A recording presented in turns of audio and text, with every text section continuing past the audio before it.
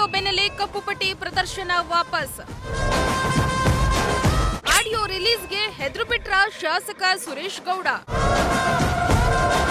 ನಾಳೆ ಸಿಎಂ ಸಿದ್ದರಾಮಯ್ಯ ತುಮಕೂರಿಗೆ ಆಗಮಿಸ್ತಾ ಇದ್ದು, ಸಿಎಂಗೆ ಕಪ್ಪುಪಟ್ಟಿ ಪ್ರದರ್ಶನ ಮಾಡಿದವರಿಗೆ 1 ಲಕ್ಷ ಬಹುಮಾನ, ಧಿಕ್ಕಾರ ಕೂಗಿದವರಿಗೆ 50,000 ಕೊಡ್ತೀನಿ ಎಂದು ಬಿಜೆಪಿ ಕಾರ್ಯಕರ್ತರಿಗೆ ಬಂಪರ್ ಆಫರ್ ಘೋಷಿಸಿದ್ರು.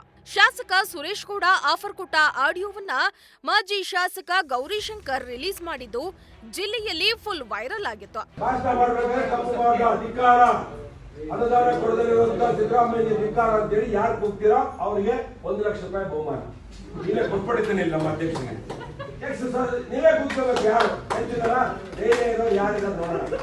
ಇನ್ನು ಆಡಿಯೋ ವೈರಲ್ ಆದ ಬೆನ್ನಲ್ಲೇ ಹೆದರಿಕೊಂಡು ಜಿಲ್ಲಾ ಉಸ್ತುವಾರಿ ಸಚಿವ ಪರಮೇಶ್ವರ್ ಅವರನ್ನ ಶಾಸಕ ಸುರೇಶ್ ಕೂಡ ದಿಢೀರ್ ಭೇಟಿ ಮಾಡಿ ಮಾತುಕತೆಯನ್ನ ನಡೆಸಿದ್ದಾರೆ.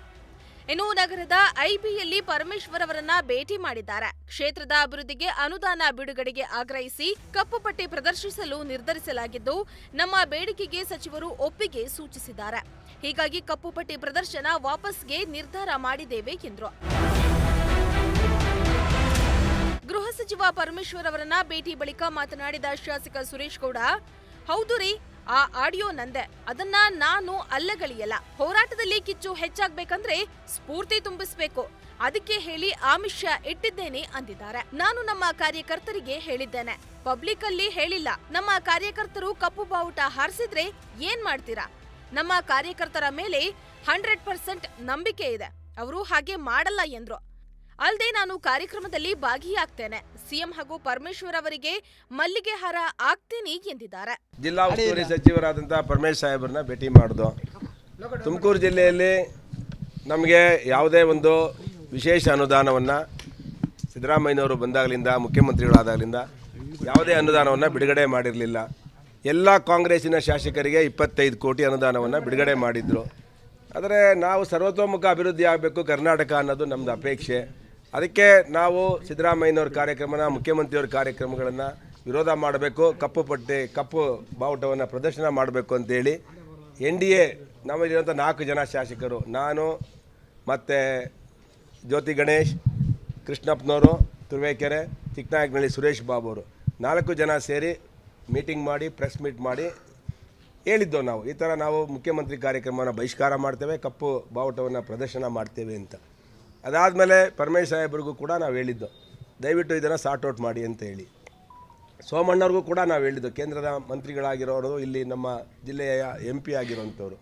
ಇವತ್ತು ಸೋಮಣ್ಣವರು ಮಾತಾಡಿದ್ದಾರೆ, ಪರಮೇಶ್ ಸಾಹೇಬರು ಕೂಡ ಮುಖ್ಯಮಂತ್ರಿಗಳ ಹತ್ರ ಮಾತಾಡಿ ಅನುದಾನ ಏನು ನಿಮಗೆ ಕೊಡಬೇಕು, ವಿರೋಧ ಪಕ್ಷದವ್ರಿಗೂ ಕೂಡ ಅನುದಾನವನ್ನು, ವಿಶೇಷ ಅನುದಾನವನ್ನು ಬಿಡುಗಡೆ ಮಾಡಿಕೊಡ್ತೀವಿ ಅಂತ ಹೇಳಿದ್ದಾರೆ. ಜೊತೆಗೆ ನನ್ನ ಕ್ಷೇತ್ರದಲ್ಲಿ ಯೂನಿವರ್ಸಿಟಿಗೆ ವಿಶೇಷವಾಗಿ ರಸ್ತೆ ಆಗಬೇಕಾಯಿತು. ಎರಡನೇದು ಲಿಫ್ಟ್ ಇರಿಗೇಷನ್ ಸ್ವಲ್ಪ ರಿಪೇರಿಗಳಿದೆ, ಅದಕ್ಕೂ ಸ್ವಲ್ಪ ಅನುದಾನ ಕೊಡಬೇಕು ಅಂತೇಳಿ ವಿನಂತಿ ಮಾಡಿದ್ದೆ ಸರ್ಕಾರಕ್ಕೆ. ನಾನು ಇನ್ನೊಂದು ಬೆಳ್ಳಾವಿ ಮತ್ತು ಕೋರಾ ಹೋಬಳಿಯ 56 ಕೆರೆಗಳಿಗೆ, ಅದರಲ್ಲಿ ಪರಮೇಶ್ವರ್ ಸಾಹೇಬ್ರ ಕ್ಷೇತ್ರನೂ ಕೂಡ ಕೋರಾ ಸೇರುತ್ತೆ, ಅದರಲ್ಲೊಂದು 25 ಕೆರೆ ಬರುತ್ತೆ, ನನ್ನ ಕಡೆ ಒಂದು 10 ಕೆರೆ ಬರುತ್ತೆ.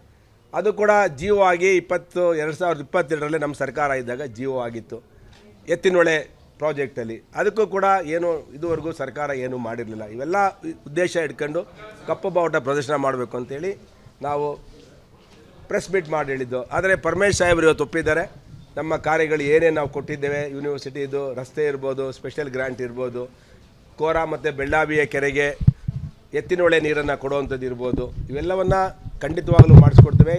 ಇದು ವಿರೋಧ ಪಕ್ಷ ಅಂತ ಅಲ್ಲ, ಕರ್ನಾಟಕದ ಸರ್ವತೋಮುಖ ಅಭಿವೃದ್ಧಿಗಾಗಿ ನಾವು ಮಾಡಿಕೊಡ್ತೇವೆ ಅಂತೇಳಿ ನಾನು ಇದನ್ನು ಸ್ವಾಗತ ಮಾಡ್ತೇನೆ. ರಾಜಕೀಯ ಕ್ಷೇತ್ರದಲ್ಲಿ ಹೋರಾಟ ಅನ್ನೋದು ಬಹಳ ಮುಖ್ಯ. ವಿರೋಧ ಪಕ್ಷಗಳಿರೋದೇ ರಾಜ್ಯದ ಸರ್ಕಾರಗಳ ವೈಫಲ್ಯಗಳನ್ನು ತೋರಿಸೋದಕ್ಕೆ. ಅದರಿಂದ ನಾವು ಇವತ್ತು ನಮ್ಮ ಮನವಿಗೆ ಒಪ್ಪಿ ಪರಮೇಶ್ ಸಾಹೇಬರು ಏನು ಅನುದಾನ ಈ ಕ್ಷೇತ್ರಕ್ಕೆ ಬರಬೇಕು ಅದನ್ನು ಮಾಡಿಕೊಡ್ತೀವಿ ಅಂತ ಹೇಳಿದರೆ, ಅದರಿಂದ ನಾವು ಕಪ್ಪು ಬಾವುಟ ಪ್ರದರ್ಶನ ಮಾಡೋದನ್ನು ವಾಪಸ್ ತಗೊಂಡಿದ್ದೇವೆ ಮತ್ತು ಕಾರ್ಯಕ್ರಮಕ್ಕೂ ಕೂಡ ಭಾಗವಹಿಸ್ತೇವೆ. ಬಿಜೆಪಿ ಶಾಸಕ ಸುರೇಶ್ ಗೌಡ ಕಾರ್ಯಕರ್ತರಿಗೆ ಆಫರ್ ಕೊಟ್ಟ ಆಡಿಯೋ ರಾಜ್ಯಾದ್ಯಂತ ವೈರಲ್ ಆಗಿತ್ತು.